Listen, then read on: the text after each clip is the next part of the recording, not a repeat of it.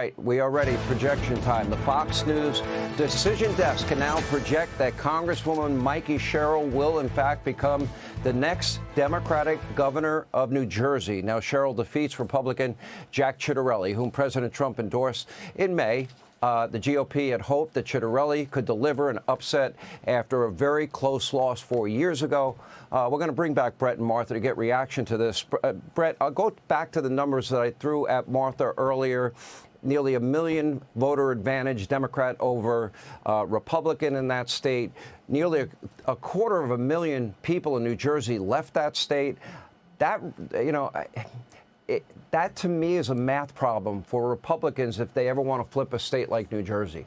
Always. And in a state like New Jersey, as Martha talked about, it is like Lucy and the football and Charlie Brown. I mean, there is this thought that maybe this is the time, and it changes the dynamic. And I will say there was a lot of optimism heading in for Jack Ciattarelli. But Mikie Sherrill had an advantage. She didn't perform well in the early debates. She was asked about sales tax and taxes overall. She said, I'm not going to answer that right now in a debate. And it became a big thing. Then there was the controversy over the cheating scandal at Annapolis.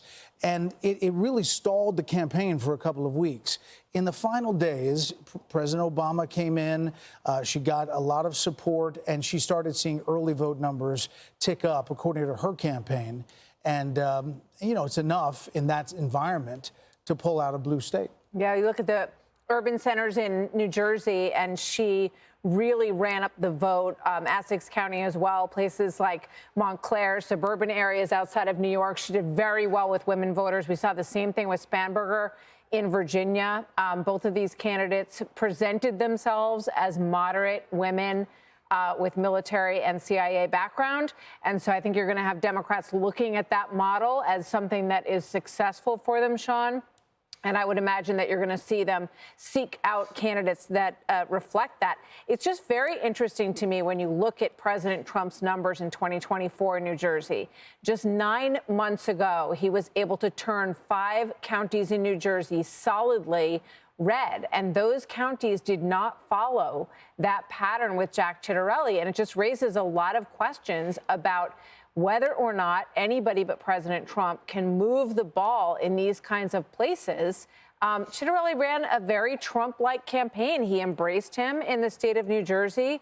I think one of the questions that is going to continue to crop up are questions about the economy. President Trump is very popular across the country in most of the approval numbers, but these questions about the economy continue to be raised.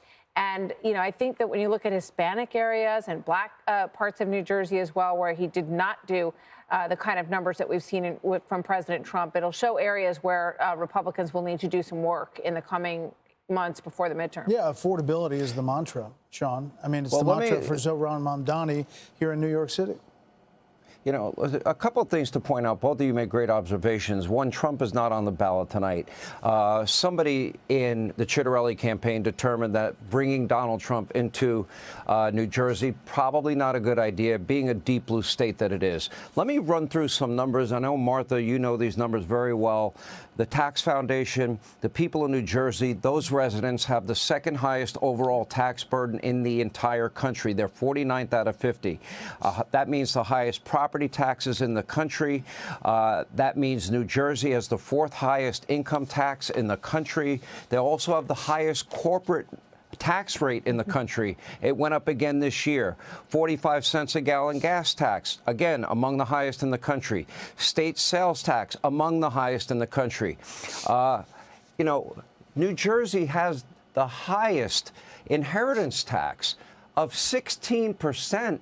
Florida has 0 inheritance tax, much lower property taxes, no income taxes, and better, weather on top of everything, but, better infrastructure on top of everything else. So, it really says a lot to me. What does it say to you, Martha? I know you love New Jersey. Totally depressing me about all of the taxes that we have to pay in New Jersey. No, it's a terrible I'm not trying to do that, but those numbers are insane. No, I mean, I don't know, you guys. But it raises a question about why the argument that Ciattarelli has been making that you want to lower taxes is not compelling enough for all of these New Jersey voters. I mean, it's a very obvious obvious question.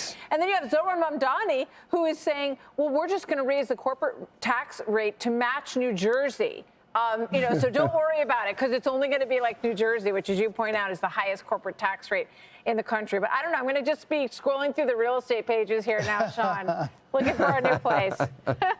I think we can find your place to do your show. I know Thank a you. place. It's available, and you're welcome to use it. You'll do a great job wherever you are. Guys, stay right there. We're going to get back to you. Hey, Sean Hannity here. Hey, click here to subscribe to Fox News YouTube page and catch our hottest interviews and most compelling analysis. You will not get it anywhere else.